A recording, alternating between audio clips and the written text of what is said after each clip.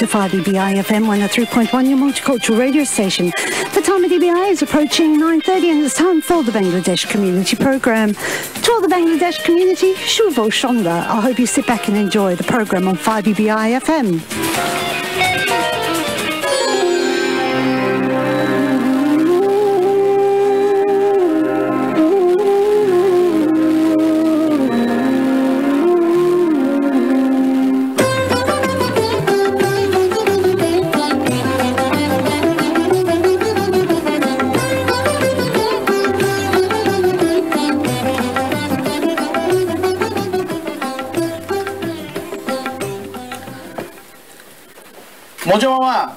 মজু মামা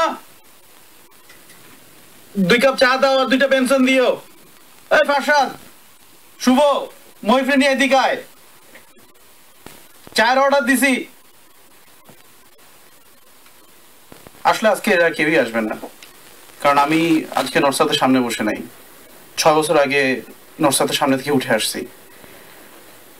যদি আমার ছাত্র জীবন শেষ হয়নি, পড়ালেখা শেষ হয়নি, কিন্তু নরসাদ ইউনিভার্সিটি ছাড়ছি 6 বছর আগে। কামাল আতাতুর্ক এভিনিউর ওই পথগুলো দিয়ে আর হাঁটি না, আর ওইখানে আমাদের কাছে দেখাও যায় না। মনে পড়লে কষ্টই লাগে, কিন্তু অনেক আনন্দ মেশানো স্মৃতিও আছে। আপনারা বুঝতেই পারছেন যে আসলে কথা বলবো আজকে আমাদের ছাত্র জীবন নিয়ে। এবং দর্শকরা, আজকে আপনাদেরকে আমন্ত্রণ জানাচ্ছি রেডিও বাংলা অ্যাডলেড 103.1 FM এ, অ্যাডলেডে বাংলাদেশের উন্নয়ন। আমি সুমন, আর আজকে আমার সাথে আছে সোহা। ভাইয়া, আপনি তো পুরো সেই টং দোকানের স্মৃতি মনে করে দিলেন। একাতে ইউনিভার্সিটির সেই বন্ধু এবং সেই বাংলাদেশের স্মৃতি, আর এখন এখানেও ভাইয়ার কথা সত্যি আমরা ছাত্র জীবন শেষ করিনি, কিন্তু কতটা ভিন্ন হতে পারে মানুষের ছাত্র জীবন সেম লাইফে, সেটা এখানে না আসলে আসলে বিশ্বাস করা যায় না। যাই হোক, বাংলাদেশের অ্যাডলেডে বসবাসরত সব বাঙালিদেরকে শুভ সন্ধ্যা জানিয়ে আমাদের প্রোগ্রাম শুরু করছি ইউনিভার্সিটি নিয়ে। ভাই, আপনি বলেন, আপনি তো যেই আপু, আসলে কি বলবো সোহা, ছাত্র জীবনের সম্ভবত সবচেয়ে টাফেস্ট জিনিস ছিল সকালে ঘুম থেকে ওঠা। কোনোদিন সেটা স্কুল হোক, কলেজ হোক বা ইউনিভার্সিটি হোক, কখনোই ঘুম থেকে ওঠাটা আমার জন্য সহজ ছিল না।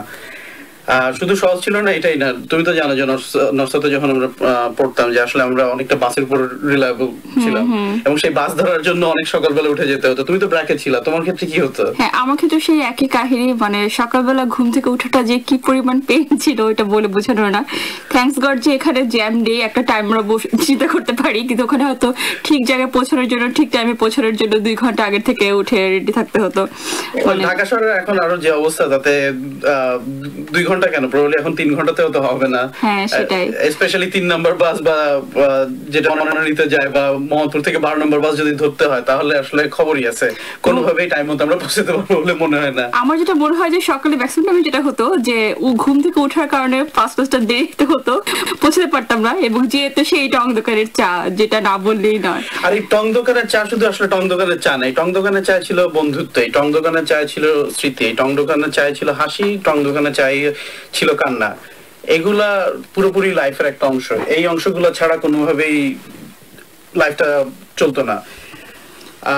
আজকে এখানে বসে এই কথাগুলো মনে করাটা যদি কষ্টেরও হয়, তার চেয়ে তো অনেক বেশি সুখের। মনে অ্যাটলিস্ট বলতে পারি যে কিছু অসাধারণ সময় কাটাইছি, কিছু অসাধারণ বন্ধু পেয়েছি জীবনে। এর চাইতে আর ভালো কিছু বোধহয় আর কোনোদিন আসবে না।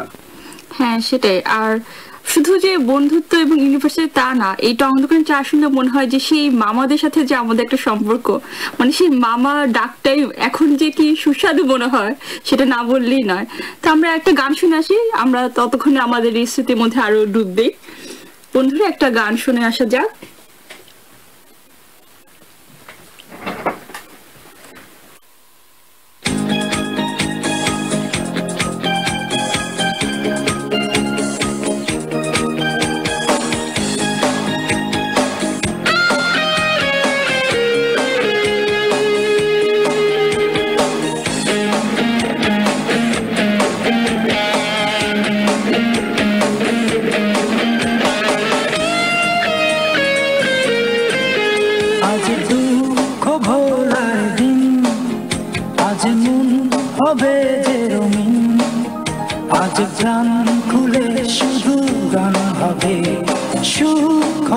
সীমাহীন আজ দুঃখ ভোলার দিন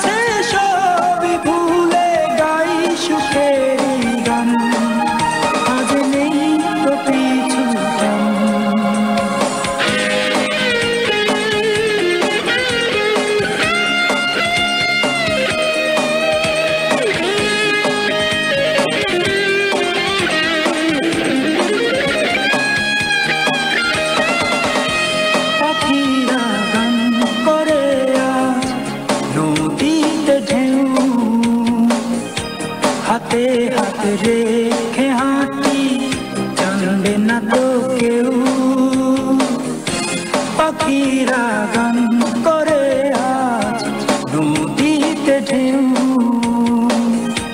হাতে হাতে রেখে হাঁটি জানবে না তো কেউ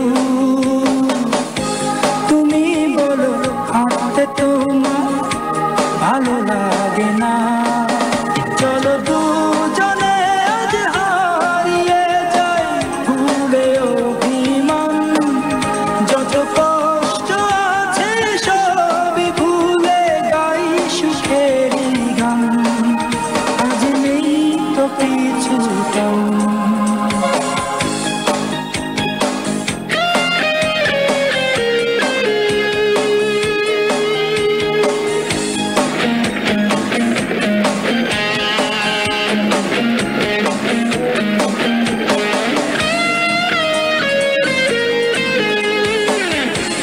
আকাশে জমেছে ঝরছে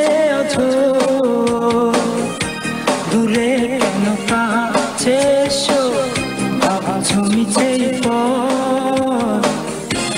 আকাশে জমেছে ঝরছে দূরে কেন কাছে এসো ভাবছো মিছে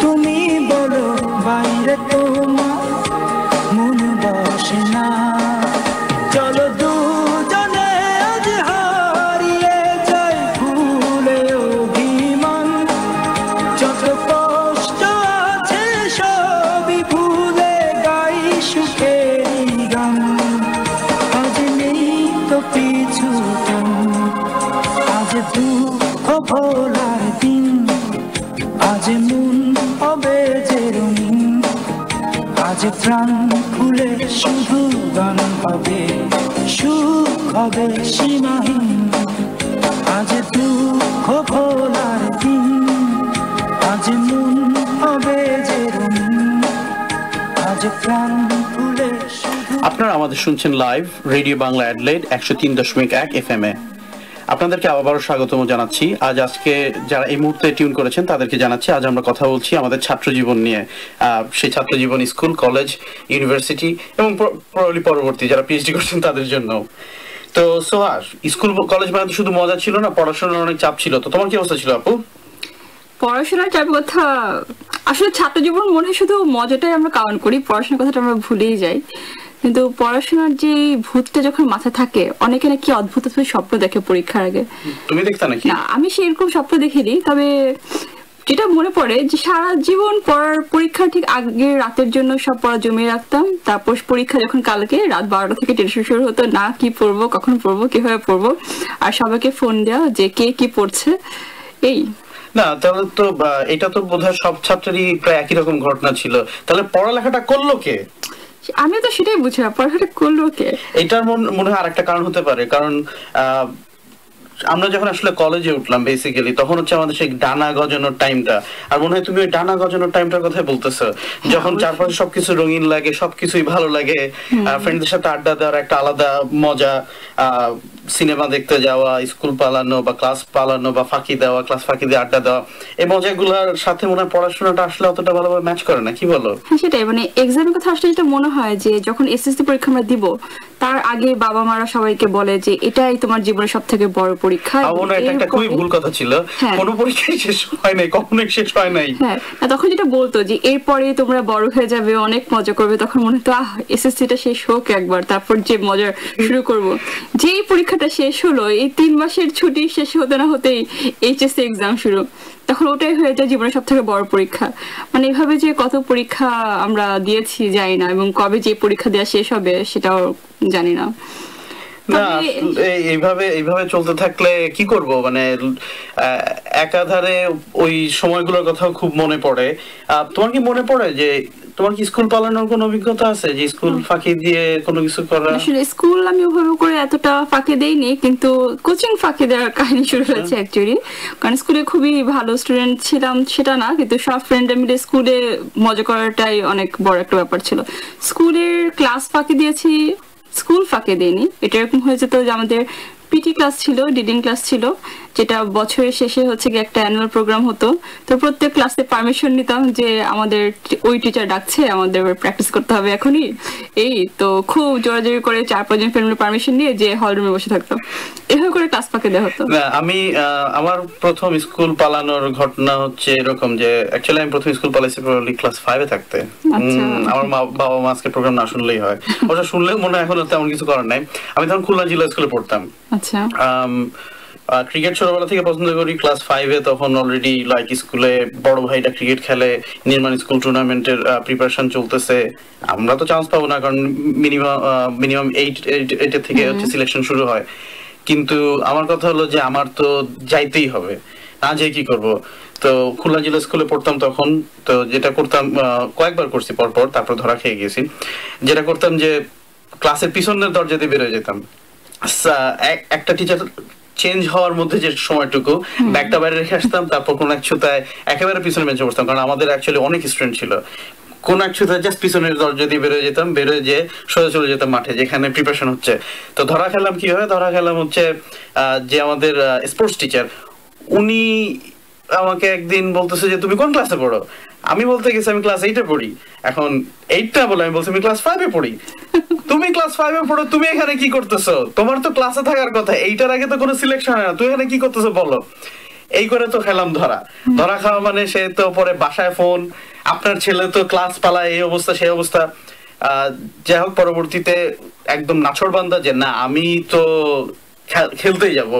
তো এই করে প্রায় একটা বছর কাটানোর পর আমি অ্যাকচুয়ালি ক্লাস 6-এ যখন পড়ি তখন আমি নির্মাণ স্কুলে চান্স পেলাম। কিন্তু দুর্ভাগ্যজনক ভাবে নির্মাণ স্কুলে চান্স পাওয়ার পরপরই আমি হচ্ছে খুলনা থেকে চলে আসি ঢাকায়। তারপরে এসে ভর্তি হয়ে ঢাকা ধানমন্ডি গভর্নমেন্ট বয়েজে। ধানমন্ডি গভর্নমেন্ট বয়েজেও সেই ক্রিকেট খেলার নেশা। তবে এখানে স্কুল পালানোর দরকার পড়তো না। এখানে আসলে দেখা যেত 12টা পর্যন্ত ক্লাস থাকতো, 12টার পরে ক্লাসের পরে এমনিতে খেলতে চলে যেতাম সংসদ ভবনের মাঠে। খেলার লোভে স্কুলে যাওয়া হতো তাহলে? অনেকটাই খেলার লোভে স্কুলে যাওয়া হতো। তারপরে যে একেবারে স্কুল পালাইনি তাও না, তবে স্কুলের থেকে কলেজ, আসলে কলেজ পালানো সম্ভব ছিল না, তবে ইউনিভার্সিটিতে অনেক ক্লাস মিস দিছি। হ্যাঁ, ইউনিভার্সিটিতে আসলে ক্লাস করেছি কম, সেটাই মানে মিস দেওয়া একটু বললে ভুল হবে। যা হতো দেখা যায় সপ্তাহে হয়তো 4 দিন ক্লাস, 1 দিন গিয়েছে সপ্তাহে, এরকম রুটিন করে এরকম একটা সিস্টেম হয়ে গেছিল। যাই হোক, তো মুভির কথা কিছু বলি। যেরকম ইউনিভার্সিটিতে কলেজ লাইফে উঠে কিন্তু এরকম মুভি টুভি দেখা শুরু হয় আমাদের। আগে কখনো হলে যে ওরকম ভাবে মুভি দেখিও নি। তুমি কি বাংলা মুভির কথা বলতেছো? বাংলা মুভি আসলে খুব কম দেখেছি, হলে যেভাবে করে বাংলা মুভি দেখা হয়নি। আপনার কোনো স্মৃতি আছে নাকি বাংলা মুভি? স্মৃতির কিছু নাই। জসিমের সবচেয়ে বেস্ট ডায়লগ যে মা মা আমি পরীক্ষায় ফার্স্ট ক্লাস ফার্স্ট হয়েছি। এখন সবচেয়ে মজার ব্যাপারটা হলো যে যখন আমরা এই মুভিগুলো দেখছি জসিম, তখন প্রবলি আমাদের কাছে মনে হয়েছে যে নায়ক হিসেবে সে তখন ইউনিভার্সিটিতে বা স্কুলে ক্লাসে কোথাও পড়ে না, তারপর সে ইউনিভার্সিটিতে ফার্স্ট হয়েছে। সেটা তো কোনো সমস্যা নেই, কিন্তু সবচেয়ে মজার ব্যাপার যেটা যে বাংলা সিনেমার অনেক প্লট, অনেক কাহিনী শুধুমাত্র স্কুল ভিত্তিক বা শুধুমাত্র কলেজ ভিত্তিক। আমাদের প্রয়াত চিত্রনায়ক সালমান শাহ কথাই বলতে পারি। সালমান শাহ প্রথম দিকের অনেক মুভি যেখানে সে কলেজের স্টুডেন্ট, প্রথম নায়িকার সাথে পরিচয় কলেজে, আই থিংক এটা অবশ্য অনেকের বাস্তব জীবনের বাংলা সিনেমার বেসটা একটু এরকম যে হ্যাঁ আমরা কলেজে ফার্স্ট ক্লাস ফার্স্ট পাওয়া স্টুডেন্টরা তারা ইউনিটে উঠবে এবং তারাই হিরো হবে। যে মনে হয় ফার্স্ট না হলে একটা হিরো হওয়া যায় না, এরকম একটা ভাব। এটা হয়তো আমাদের ফার্স্ট হয়ে একটা অনুপ্রেরণা জোগানোর জন্য ছিল, ঠিক জানি না। ইভেন আমার মনে পড়ে ধর দীপু নাম্বার 2 যে মুভিটা ছিল, হ্যাঁ ওটা একটা অ্যাডভেঞ্চার বা অনেকটা থ্রিলার টাইপের একটা মুভি ছিল, কিন্তু পুরা মুভিটার যদি দৃশ্যপটটা দেখো সেটা ছিল যে স্কুলের ভিতর বন্ধুত্ব গুলা কিভাবে হচ্ছে, সেখানে তারেক বা অপুর রিলেশনটা কিভাবে বিল্ড আপ করছে এবং সেই ফ্রেন্ডশিপটা যেটা স্কুল থেকে শুরু হয়েছে সেই ফ্রেন্ডশিপটা কিভাবে পরবর্তীতে তারেককে হেল্প করে তার মায়ের চিকিৎসার জন্য। তা এখানেও যখন দেখি যে আমি দেখি যে আমাদের এই ব্যক্তি জীবনের কাহিনীটাকে চলচ্চিত্রের পাতা নিয়ে মানে কিভাবে এত সুন্দরভাবে ফুটায় তুলছে, এটা আমার কাছে আসলে অসাধারণ লাগে। তো চলুন বন্ধুরা আরেকটা গান শুনে আসি এখন, আরেকটা অসাধারণ গান।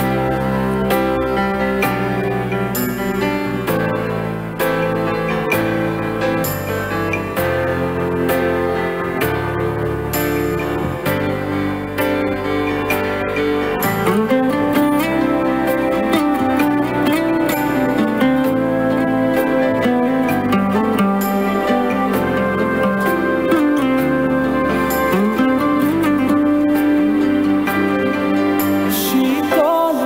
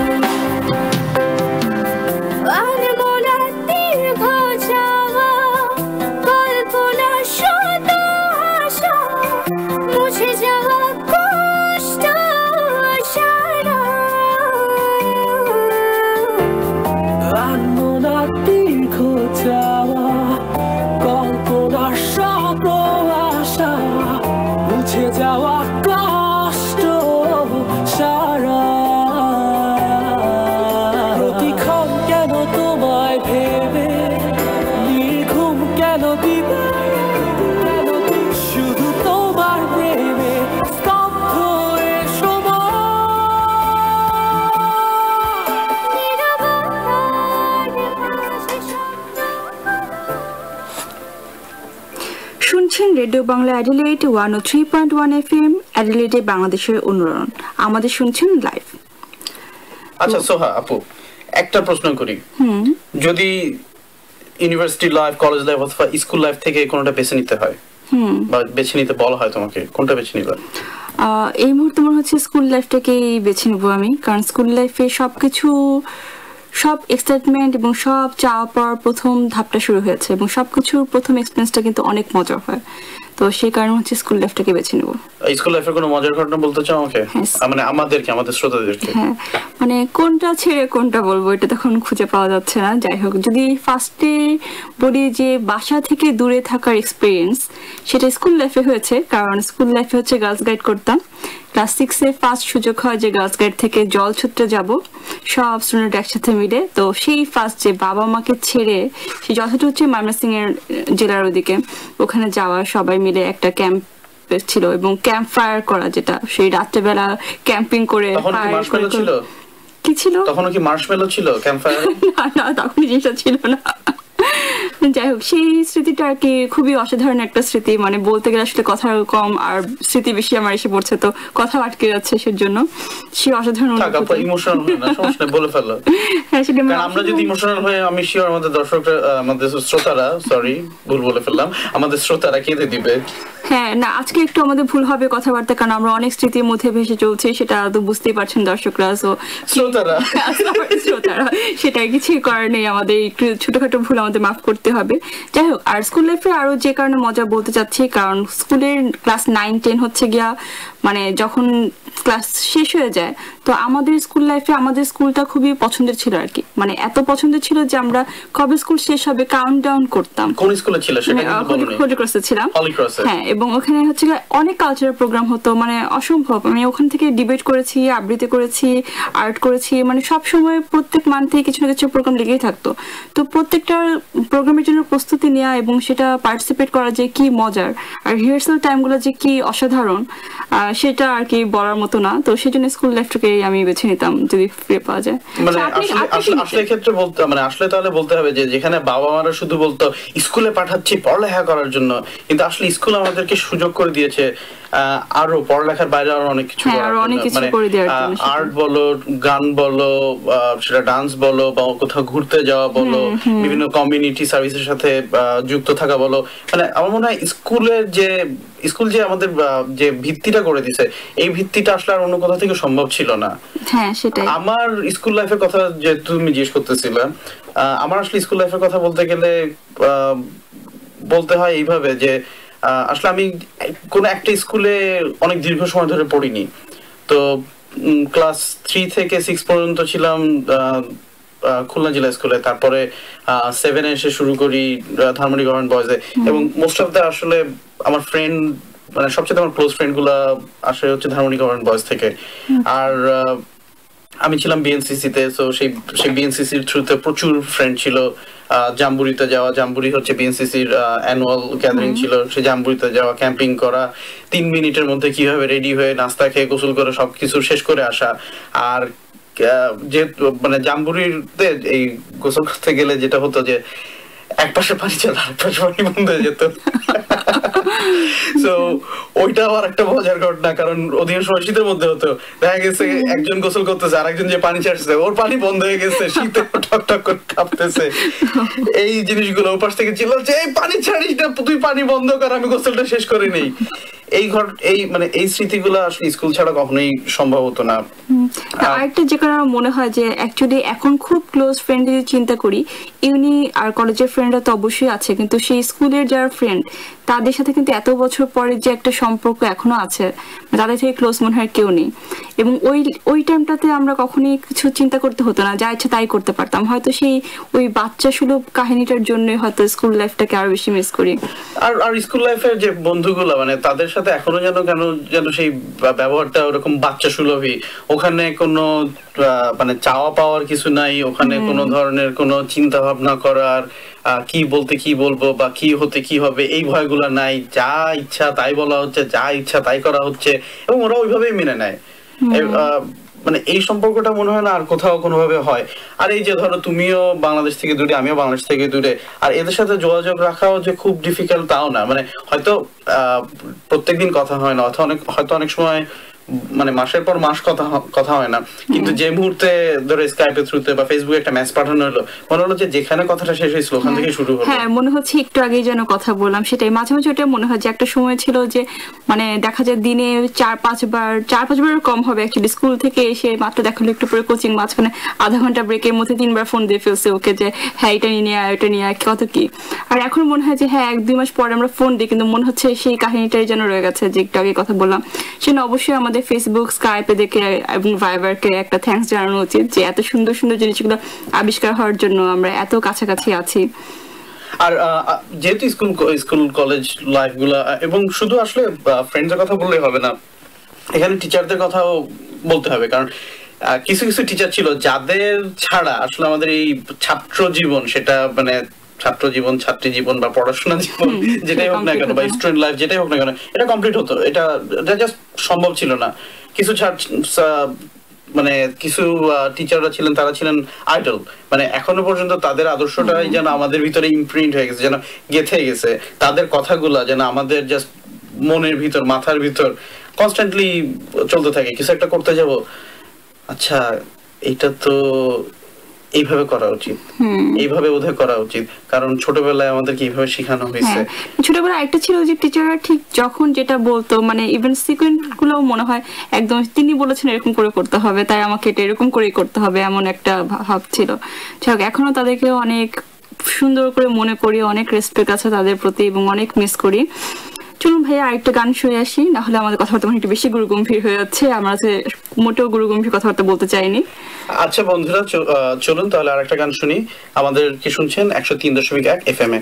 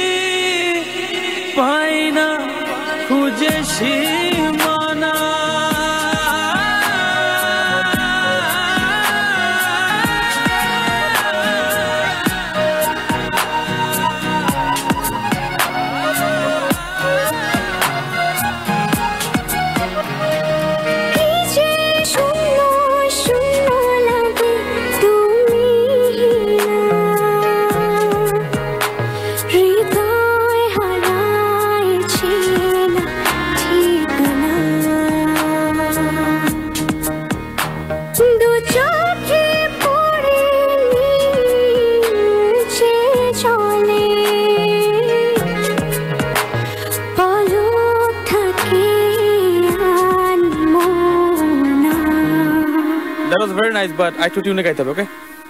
জি ভাইয়া।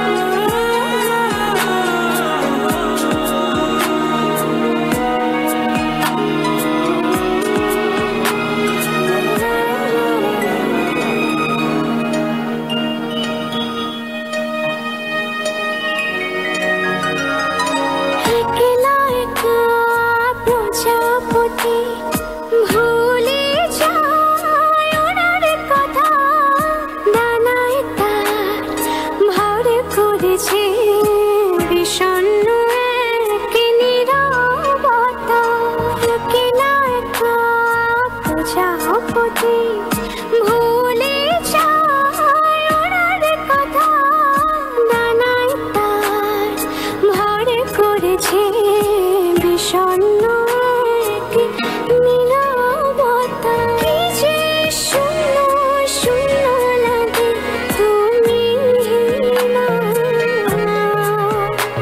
হৃদয় হারায় চেনা ঠিকানা দু চোখে পড়ে নিচে চলে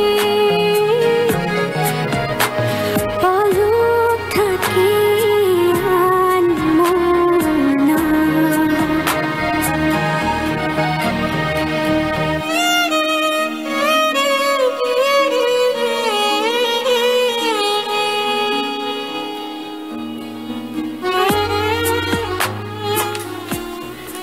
শ্রোতা বন্ধুরা, আপনাদেরকে অসংখ্য ধন্যবাদ আমাদের সাথে থাকার জন্য। আপনারা আমাদের শুনছেন live 103.1 radio FM Adelaide Bangla radio, আর আমাদের শুনছেন লাইভ অ্যাডলেডে বাংলাদেশের অনুরণন। আমরা কথা বলছিলাম আমাদের ছাত্র জীবন নিয়ে, এবং সেখানে আমরা কথা বলছিলাম আমাদের টিচারদের ভূমিকা নিয়ে আমাদের জীবনে, কিভাবে তাদের শিক্ষা আমাদের জীবনকে অনুপ্রাণিত করেছে, কিভাবে তারা আমাদেরকে ডিসিপ্লিন রেখেছেন। ইভেন আজকের এই যখন আমরা আসলে বড় হয়ে গেছি, হয়তো আমরা ওই টিচারদেরকে দেখি না বা ওই টিচারদের কাছে যাই না।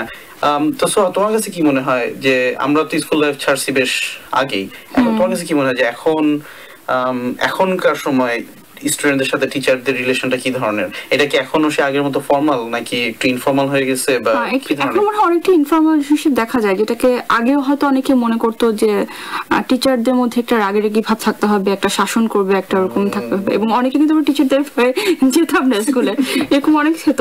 আবার অনেক ফ্রেন্ডলি টিচার দেখা গেছে যে তারা এখানে একটু আমি বলি, যেমন আমি তখন ক্লাস 9-এ পড়ি, আমাদের ক্লাস টিচার ছিল সন্তোষ স্যার। আমি তখন ধানমন্ডি গভর্নমেন্ট বয়েজ, সন্তোষ স্যার আমাদের ইংলিশ ফার্স্ট পেপার ক্লাস নিত। তো আনফরচুনেটলি যেটা হতো যে উনি ক্লাসে ঢুকবে, খুবই রাগী মানুষ, মানে খুবই ভালো, মানে পরবর্তীতে বুঝছি যে উনি কত ভালো, কিন্তু উনি ওনার প্রথম কাজ ক্লাসে ঢুকে যে আগের ক্লাসে যে আসে নাই সে যদি আজকে ক্লাসে প্রেজেন্ট থেকে তাকে তো আগে মাইর দেওয়া। সে 6 সার্টিফিকেট আনলো না কি আনলো, ইট ডাজন্ট ম্যাটার, আগে মোটামুটি আগে মাইরা নিবে।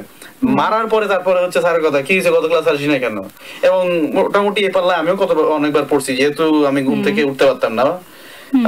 তো যাই হোক, এবার সেটাই, মানে আমরা যেরকম আগে বা বাংলা সিনেমা আপনি যখন বলছেন এরকম দেখা যায় যে একটা বেতের বাড়ি খাওয়ার একটা ভয় বা বেত ছিল এরকম একটা, বাট এখন মনে হয় জিনিসটা অনেক চেঞ্জ হয়েছে, যে টিচাররা চায় যে যতটা সম্ভব ফ্রেন্ডলি বিহেভ করা, যতটা খুব কাছের ফ্রেন্ড হওয়া যায় তত তারা বেশি পড়াতে পারবে, এমন একটা ধারণা আছে। তো এর মাঝামাঝিতে অ্যাকচুয়ালি মনে হয় আমরা পেয়েছিলাম টিচারদেরকে যারা একটু শাসনও দেখাতো, একটু রাগও করতো। যেরকম একজন টিচারের কথা আমার মনে পড়ে স্কুলে, যিনি আমাদের আরবি পড়াতেন, ওস্তাদ জি বলে ডাকতাম। তো উনি যেরকম আমাদের গার্লস স্টুডেন্ট ছিল, তো উনি অবশ্যই মেয়েদের কারো গায়ে হাত তুলবেন, স্বাভাবিক। উনি একটা বেত নিয়ে আসতো, এসে আগে টেবিলে জোরে বাড়ি দিত, এবং সে সারাক্ষণ কথা বলতো এমন যে এত রাগ হচ্ছে জানলা দিয়ে ছুঁড়ে ফেলে দেবো, জানলা দিয়ে অবভিয়াসলি ছুঁড়ে ফেলা সম্ভব না। তো মানে আমরা হাসি আটকাতে পারতাম না, কিন্তু উনি আমাদের বকা দিচ্ছে, মানে এরকম। সিমিলার একটা ডায়লগ ছিল, হচ্ছে আমি ছিলাম নর্থ সাউথের এক টিচারের, উনি আমাদের ইকোনমিক্সের ক্লাস নিত। যারা ইকোনমিক্সে নর্থ সাউথ থেকে ব্যাচেলার করছে বা মাস্টার্স করছে তারা ওনাকে প্রায় অনেকগুলো কোর্সে পাইছে, খুবই ব্রিলিয়েন্ট এবং পুরো পাগলাটে ধরনের। ক্লাসে কেউ কথা বলতেছে বললেই জানলা দিয়ে ফালাই দিব, কিন্তু জানলা দিয়ে ফালাই দিব, আর একটা কথা বলে দেখ জানলা দিয়ে ফালাই দিব, মানে সেই মানে আর এই কথা যেই বললো আমরা তো হাসতে হাসতে আরো গড়াগড়ি, কারণ জানলা দিয়ে তো আর আসলে ফেলানো সম্ভব না। সেটা এরকম ছোটখাটো ব্যাপারগুলো খুবই মজার। আরেকটা যেটা মনে হয় যে ইউনি লাইফে উঠেও, মানে ফার্স্ট যখন আমি কলেজ থেকে ইউনি লাইফে আসি এবং ফার্স্ট যখন টিচার ঢুকে, যে সবাই মোটামুটি আছে, আমি দাঁড়িয়ে আছি তো দাঁড়িয়ে আছি, তো স্যার বলছে কিভাবে বসো না কেন, তো ও আচ্ছা গুড মর্নিং বলে ফেলছে, এখন বসতে হবে। মানে এখনো তো ওরকম সম্পর্ক নেই যে টিচারের কাছে ঢুকলে সবাই দাঁড়ায় একটা বড় করে সালাম দিতে হবে, এখন কিন্তু ব্যাপারটা এরকম নাই, সব একটা ভাই আপু এই টাইপের একটা সম্পর্ক হয়ে গেছে। মানে কি এখনকার টিচাররা মানে রাগের বদলে বা ভয় দেখানোর বদলে এখন তারা মোর এনকারেজ করে, রিলেশনশিপটাকে উদার করে দিচ্ছে, স্বাধীন, মানে অনেকটা উদার, মানে বলা যায় যে ফ্রেন্ডের অপর নাম টিচার, এটাও বলা যেতে পারে, কারণ আমরা কিন্তু ফ্রেন্ডদের কাছ থেকে অনেক কিছু শিখি এবং এখনকার টিচাররা কিন্তু সেটাই চায়। মানে ইউনি লাইফে উঠলে কিন্তু একটা স্টেজ এসে পড়ে যে হয়তো খুব একটা ডিফারেন্স থাকে না আমাদের বয়সের মধ্যে হোক, পড়াশোনার মধ্যে হোক। কারণ দেখা যায় যে বড় ভাইয়ের কাছ থেকে, বড় আপুর কাছ থেকে শিখতে পারছি, তিনি হয়তো পরের সেমিস্টার যে পিএ হয়ে গেল, তারপর টিএ হয়ে গেল, তারপর উনি টিচার হয়ে গেল। আসলে এটা খুবই সত্য কথা, কারণ আসলে দেখা যায় যে বয়সের খুব একটা গ্যাপ থাকে না। আমি যখন আমার মার্কেটিং এর সেকেন্ড কোর্সটা করতেছি তখনকার ঘটনা, আমরা শুনলাম যে নতুন এক টিচার আসতেছে, উনি খুবই ইয়াং, উনি আসতেছেন, উনি ইউএসএ তে পড়ালেখা করছেন, উনি ওখানে মাস্টার্স কমপ্লিট করে উনি বাংলাদেশে ফেরত আসতেছেন, নর্থসাউথে জয়েন করছেন। তো খুবই ভালো কথা, নর্থসাউথে জয়েন করছেন। এখন নর্থসাউথে তো টিচাররা আসেন, সাধারণত টিচাররা ক্লাসে আসে স্যুট পরে, যারা স্যুট পরে আসেন না তারা অ্যাটলিস্ট খুব ফর্মালি আসেন। এবং প্রত্যেকটা টিচারই আমাদের ততদিন পর্যন্ত যারা ছিলেন প্রত্যেকে মিডল এজড, কেউই অ্যাটলিস্ট 40+ মাইনাসের নিচে ছিলেন না, এর উপরে ছিলেন যারা ছিলেন। এখন এই মজা মামার অ্যাকচুয়ালি ডাকনাম মোজাম্মেল।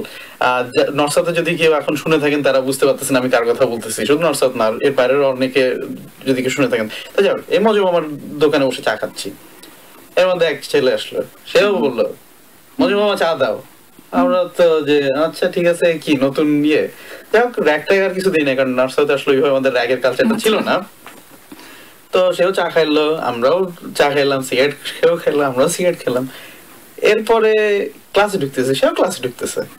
ছেলেটা একটা জিন্সের শার্ট পরা, একটা 3/4 প্যান্ট পরা, স্নিকার পরা, কাঁধে একটা ব্যাগ ঝুলানো। আমরা ভাবছি একে, কারণ ক্লাসে সবাই কিন্তু চিনি, সব তো একসাথে অ্যাডভাইজিং করছি। আমরা ক্লাসে 35 জনের সবাইকে চিনি এবং আমাদের অনেক বড় ক্লাস, এবং আমরা পুরো ফ্রেন্ডরা সবাইকে চিনি একসাথে। একে এস বেঞ্চে না বসে, সিটে না বসে ডায়াসে দিয়ে কেন যাচ্ছে? এই ছিল সেই নতুন স্যার, যে জাস্ট মার্কেটিং এর আমাদের একটা অনেকটা হাই লেভেল একটা কোর্স নেবেন, যিনি মাত্র ইউএসএ থেকে ফিরছেন। আমরা কি বলবো, আমরা কি গুড মর্নিং স্যার বলবো না ভাইয়া বলবো না, আমরা একজন আরেকজনের দিকে তাকাই কি করব না করব। বাট উনার পড়ানো বা ওই যেটা বললা যে বন্ধু হয়ে মিশে যাওয়া এবং তার মাধ্যমে এনকারেজ করে বের করে নিয়ে আসা, মানে ওনার কাছ থেকে যেন ওই প্রথম স্বাদটা ওনার কাছ থেকেই পাওয়া। হ্যাঁ, এটা মনে হয় এরকম ইয়াং টিচার এসে হয়তো এই ট্রেন্ডটাকে চেঞ্জ করেছে, ঠিক জানি না। তবে আমার আরেকটা জিনিস মনে পড়ছে আপনার কথা শুনে, এটাই যে আমি যেহেতু আর্কিটেকচার স্টুডেন্ট ছিলাম, তো আমাদের ডিজাইন ক্লাস ছিল, যেটা হতো যে 6 ঘন্টা ধরে পুরো টাইমটা যেত, মানে 6 ঘন্টা ধরে ডিজাইন ক্লাস হতো, মাঝখানে অন্য কোনো কোর্সের ক্লাসে থাকতো। ঘুমায় পড়তে না তো, মানে এটাই কাহিনীটা। মানে দেখা যেত আমরা সারা রাত ধরে ডিজাইন করেছিলাম, তারপরে সকালবেলা যখন স্যার আসবে যে রিভিউ করবে, করে সে যে ঘুমায় পড়বে। মানে পিছনে 3টা করে বেঞ্চ সিট লাগানো, সবার ওখানে সব ঘুমায় পড়তেছে স্যারের সামনে। এটা স্যারের কোনো ম্যাটার করে না, আমাদের কোনো ম্যাটার করে না। সমস্যা হলো কি, মাঝখানে হচ্ছে গিয়ে 1 ঘন্টার ক্লাস অন্য একটা ডিপার্টমেন্টের স্যার এসে নিবে, স্ট্রাকচার স্যার ছিল। তো ডিজাইন ক্লাসের পরে যে 5 মিনিট ব্রেক, সবাই তো সিটে যে সবাই ঘুম। তারপরে স্যার ক্লাসে ঢুকলো, নতুন স্যার সেমিস্টারের স্ট্রাকচার ঢোকার পরে উনি ঢোকার পরে টেবিল দুটো বাড়ি দিল জোরে জোরে, সবাই তাকায় ও স্যার আসছে, হ্যাঁ ক্লাস শুরু বলে আমরা কিন্তু সালাম টালাম না দিয়ে মোটামুটি বসে আবার ঘুমে গেলাম। তো উনি সেদিনই ডিনকে যে কমপ্লেন যে এগুলো কি স্টুডেন্ট, কোনো এত বেয়াদব স্টুডেন্ট, কেউ কিছু বললো না আর ক্লাসের মধ্যে ঘুমায়, এরকম কি কোনো ইয়াটিয়া নাই। তো পরে ডিন এসে আমাদেরকে বলতেছে যে তোমরা অন্য ডিপার্টমেন্টের স্যার তো একটু বুঝাও যে তোমরাও স্টুডেন্ট, এত ঘুমায় যাও না। মানে আমরা সবসময় স্যারদের সামনে এই পা তুলে বসে আছি, ঘুমাচ্ছি করতেছি, কোনো বদাই করতাম না। তো এখন মনে হয় এই স্টাইলটা অনেক চেঞ্জ হচ্ছে লাইফের। যাই হোক, কিন্তু এই স্টাইলটা চেঞ্জের সাথে তোমার কাছে কি মনে হয় যে এটা আসলে শিক্ষার ক্ষেত্রে কোনো বাধা সৃষ্টি করতেছে, বা স্পেশালি প্যারেন্টসদের কাছ থেকে, প্যারেন্টসরা যদি এই চিত্রটা দেখে এটা কোনো ধরনের মানে কনসার্ন করবে? আমার কাছে মনে হচ্ছে এই সিস্টেমটা আরো বেটার করেছে স্টুডেন্ট লাইফটাকে। কারণ আগে হয়তো যেরকম অনেক কিছু না বুঝেও আমরা জাস্ট মুখস্থ করতাম, হয়তো এখন যেরকম বুঝতে পারতেছি না, ডিরেক্টলি স্যারকে যে বলতেছি যে এটা বুঝি নাই, বা যেটা আর কি পড়াশোনা আগ্রহটাকে আরো বেশি বাড়িয়ে দিয়েছে এটা আমার মনে হয়। আগে অনেক মিথ্যা বলতে হতো যে কেন ক্লাসে আসে না, যেতে ইচ্ছা করতেছে না, ওনার পড়া বুঝি না, যাবো না ক্লাসে। এখন হচ্ছে আচ্ছা আমি যেতে বুঝি না দেখে আমি যাই না, পরে ওনার কাছে যে জেনে নিলাম। মানে এটা কোনো সবচেয়ে ভালো যে জিনিসটা ঘটছে সেটা হচ্ছে যে এখন প্রশ্ন করার স্বাধীনতাটা আছে, যে কোনো ধরনের প্রশ্ন করা যায়, এটা আসলে খুবই খুবই জরুরি একটা ব্যাপার। তো যাক, আমি যখন বলতেছিলাম তখন র্যাগের ব্যাপারে কিছু কথা বলছি, আর অন্যান্য কয়েকটা ব্যাপারে কিছু কথা বলছি। এই সমস্ত ইউনিভার্সিটি আরো কিছু ব্যাপার বা ইউনিভার্সিটি স্কুলে আরো কিছু ব্যাপার নিয়ে কথা বলবো আরেকটি গানের পর।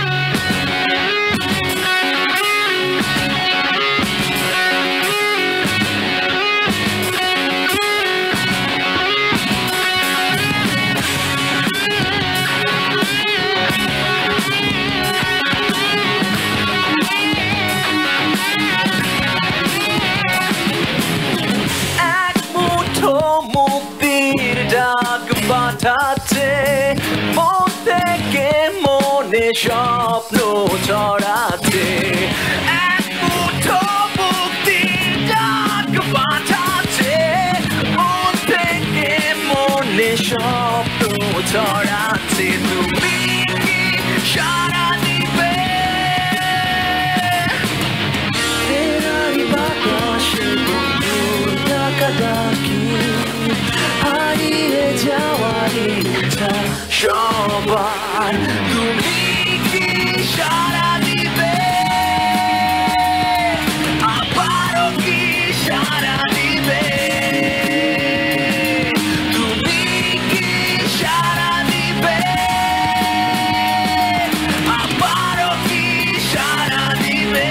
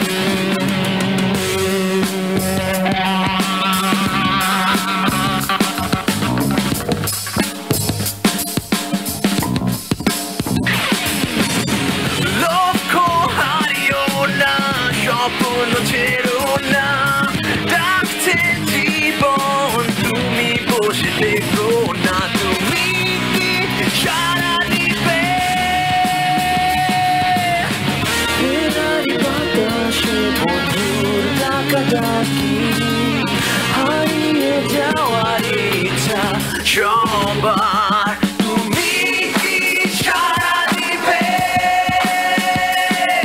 আবারও কি সারা দিবে তুমি কি সারা দিবে আবারও কি সারা দিবে তুমি কি সারা দিবে আবারও কি সারা দিবে তুমি কি সারা দিবে আবারও কি সারা দিবে তুমি কি সারা দিবে স্টার্ট করতেছে। শুনছেন রেডিও বাংলা অ্যাডিলেড 103.1 FM এবং আমাদের শুনছেন লাইভ। শ্রোতা বন্ধুরা, জাস্ট গানে যাওয়ার আগে আমি সোহাকে বলছিলাম যে মানে আমি যখন আমার ঘটনাটা বলছিলাম তখন বলছিলাম র্যাগ ডের কথা। তো র্যাগ ডে আমাদের স্কুল কলেজ ইউনিভার্সিটি লাইফের একটা কমন ঘটনা ছিল। শুধু র্যাগ ডে না, এর সাথে ছিল ফিল্ড ট্রিপ, বিভিন্ন এক্সকারশন, এই ইন্ডাস্ট্রিয়াল ট্যুরে যাওয়া, এই অ্যাসাইনমেন্টের জন্য এখানে যাওয়া, প্রজেক্টের জন্য ওইখানে যাওয়া, অনেক কিছু আমরা করছি। সবচেয়ে কমন একটা ছিল যেমন ঢাকা ইউনিভার্সিটি স্টুডেন্টদের জন্য সম্ভবত সেটা হচ্ছে যে কক্সবাজার সেন্ট মার্টিন ট্যুর। আবার যারা কমার্স কলেজে পড়ছে তাদের জন্য ছিল ইলিশ ভ্রমণ। আমি যতটুকু মনে করতে পারি যারা ব্র্যাকে পড়ছে, ব্র্যাক ইউনিভার্সিটিতে পড়ছে, তাদের জন্য একটা ছিল টার্ক। হ্যাঁ, টার্ক ওটা রেসিডেন্সিয়াল সেমিস্টার। রেসিডেন্সিয়াল সেমিস্টার ওটা কি ছিল আপু? ওটা হচ্ছে গিয়া যে যা ব্র্যাকে ভর্তি হবে, যে সাবজেক্টে হোক কোনো ম্যাটার না, ব্র্যাকে ভর্তি হওয়া মাত্রই সেকেন্ড সেমিস্টারে 4 মাসের জন্য তাকে সাভারে থাকতে হবে, একটা হোস্টেল লাইফ লিড করতে হবে। কেন? এটা বাধ্যতামূলক। আমি আম্মুকে ছাড়া থাকতে পারবো না। হ্যাঁ, ব্যাপারটা ওটাই যে আম্মুকে ছাড়াই থাকতে হবে। না তো কি হয় ওখানে, কি করতে হয়? নিজের রান্না নিজে করতে হয়? না, নিজের রান্না নিজে করতে হয় না, কিন্তু ওই হোস্টেল লাইফে যা হয় আর কি, শুধু মজার রান্না করে।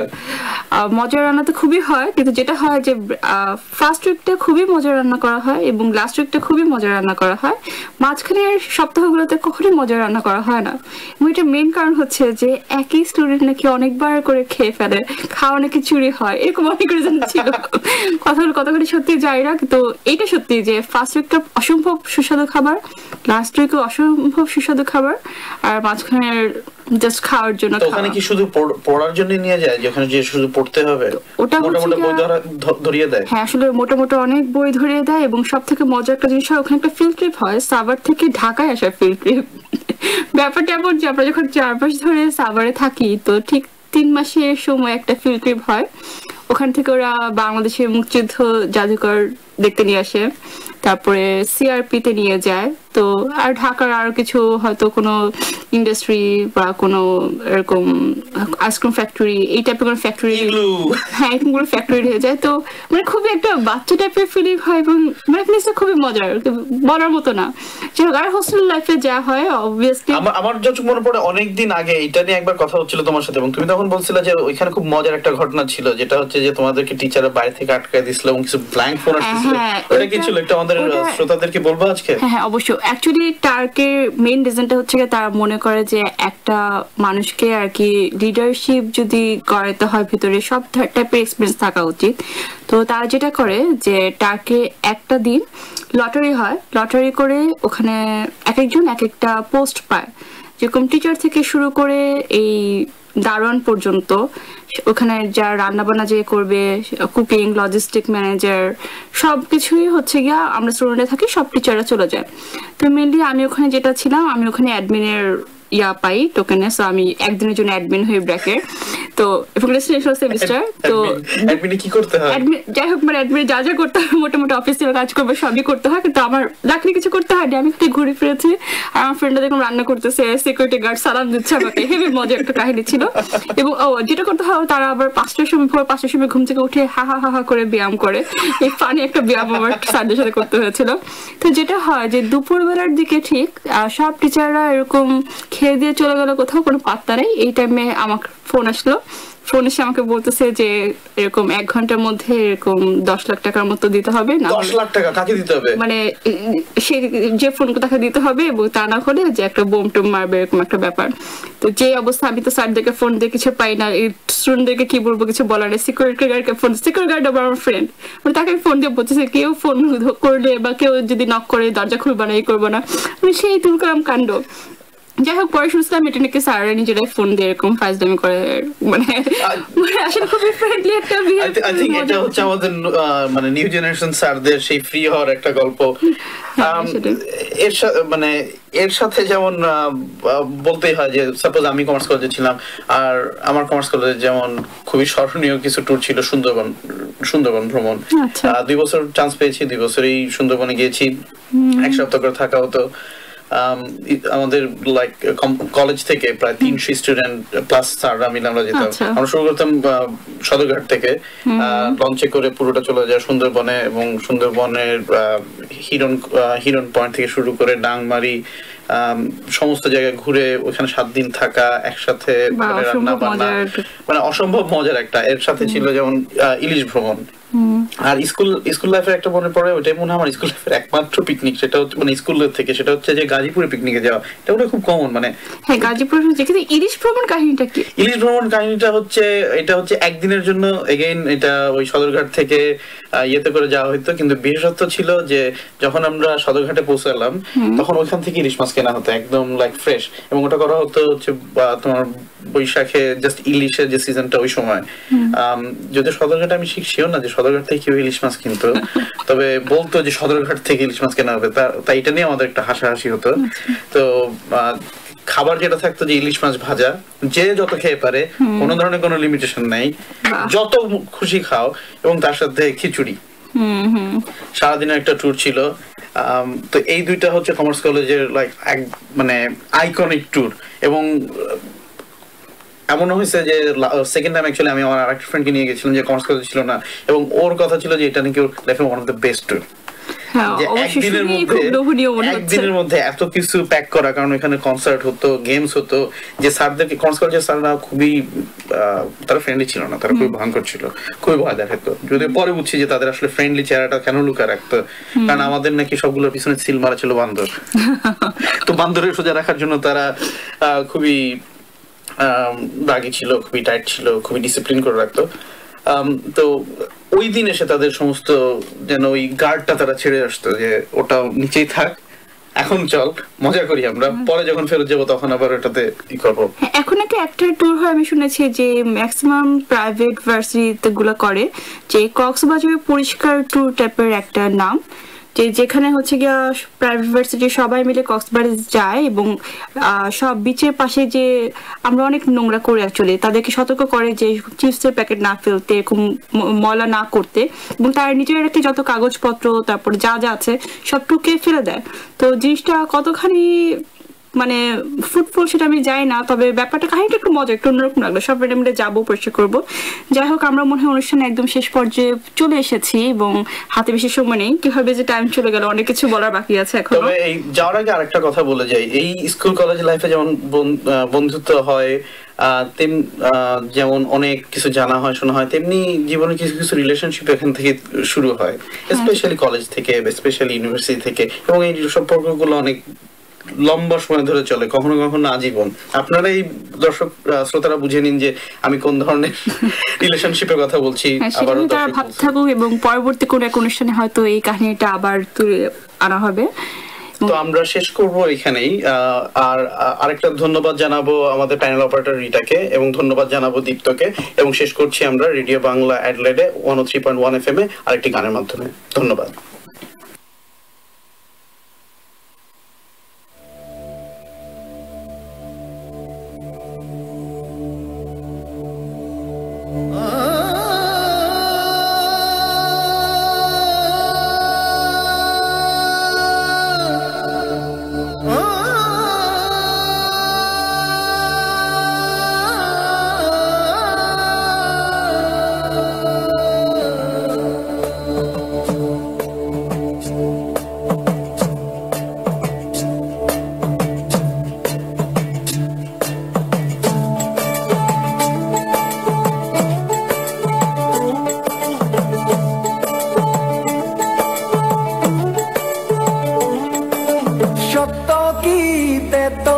সে কি জীবনের মতো,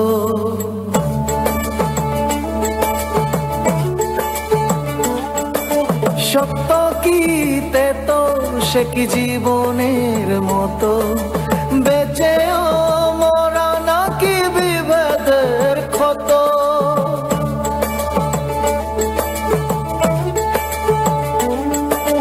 মিথ্যা কি ভুল নাকি নীল না জল, দেখতে কেমন সে বলো কতটা কানামাছি মিথ্যা, কানামাছি সত্য, কানামাছি তুমি আমি যে যার মতো, কানামাছি মিথ্যা, কানামাছি সত্য, কানামাছি তুমি আমি যে যার মতো।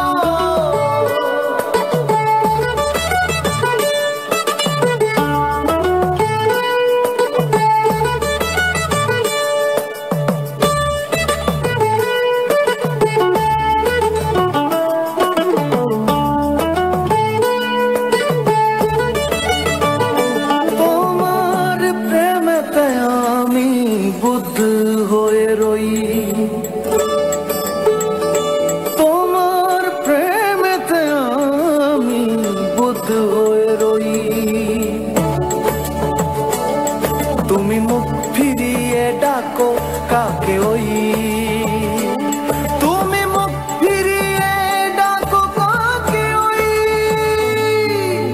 কানামাছি মিথ্যা, কানামাছি সত্য, কানামাছি তুমি আমি যে যার মতো, কানামাছি মিথ্যা, কানামাছি সত্য, কানামাছি তুমি আমি যে যার মতো।